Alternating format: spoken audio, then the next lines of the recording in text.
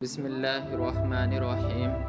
محترم ناظرین، پچھلی ویڈیو میں آپ کو بتایا گیا کہ موسیٰ علیہ السلام نے قارون کو نصیحت کرتے ہوئے کہا، اترا نہیں، بے شک اللہ اترانے والوں کو دوست نہیں رکھتا، اور جو مال تمہیں اللہ نے دیا ہے اس سے آخرت کا گھر طلب کر، اور دنیا میں اپنا حصہ نہ بھول، اور احسان کر جیسا اللہ نے تجھ پر کیا، اور زمین میں فساد چاہنے والا نہ ہو۔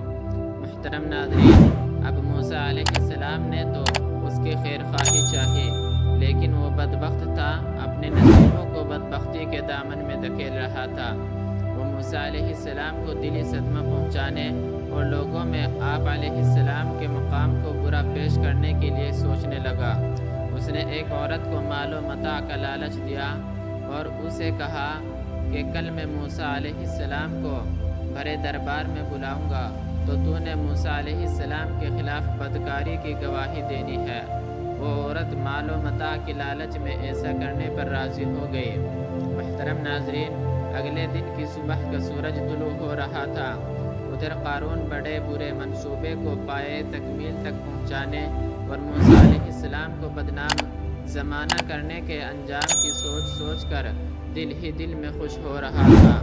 چنانچہ اس نے موسیٰ علیہ السلام کی طرف پیغام بھیجا کہ تم ہمارے دربار میں آؤ اور ہمیں کچھ وعظ و نصیحت کرو، لیکن اس کی بدبختی کا ستارہ طلوع ہو چکا تھا۔ اس کے پیغام کے پس پردہ ایک گھناؤنی سازش تھی۔ جب موسیٰ علیہ السلام اس کے دربار میں پہنچے تو وہ آپ علیہ السلام سے کہنے لگا، اے موسیٰ، آپ ہمیں بڑی نصیحتیں کرتے ہو، ذرا اپنے متعلق بھی تو بتاؤ کہ آپ نے فلاں قبیلے کی ایک عورت کے حسن و جمال سے متاثر ہو کر اس سے زنا کیا ہے۔ لوگوں نے یہ بات سنی تو ضعیف الاعتقاد لوگوں نے آپ علیہ السلام پر طرح طرح کی باتیں کسنا شروع کر دی۔ حضرت موسیٰ علیہ السلام نے جب کوشش کر کے لوگوں سے کہا، یہ شخص قارون جھوٹ کہتا ہے، میں نے ایسا نہیں کیا، میرا رب میرا گواہ ہے۔ محترم ناظرین، قارون نے غرور و تکبر کی کیفیت سے مستغرق ہوتے ہوئے کہا کہ موسیٰ، آپ اپنی برات کیسے ثابت کرو گے؟ ہم نے تو اس عورت کو بھی دربار میں طلب کر لیا ہے۔ محترم ناظرین، چنانچہ قارون نے اسے بھرے دربار میں بلایا اور کہا، لوگوں کو بتاؤ کہ موسیٰ علیہ السلام جو پیغمبری کے دعوے کرتا ہے اس کا کردار کیسا ہے۔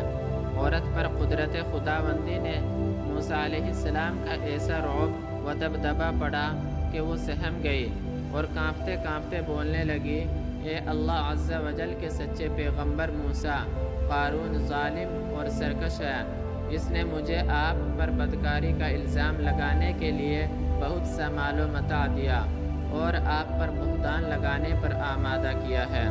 یہ بات سن کر موسیٰ علیہ السلام کو دلی صدمہ ہوا اور آپ علیہ السلام کی آنکھوں سے آنسو بہنے لگے۔ آپ علیہ السلام اپنی پاکیزگی کے ثابت ہونے پر سجدے میں گر گئے اور اپنے کریم رب عز و جل کی بارگاہ میں شکر ادا کیا۔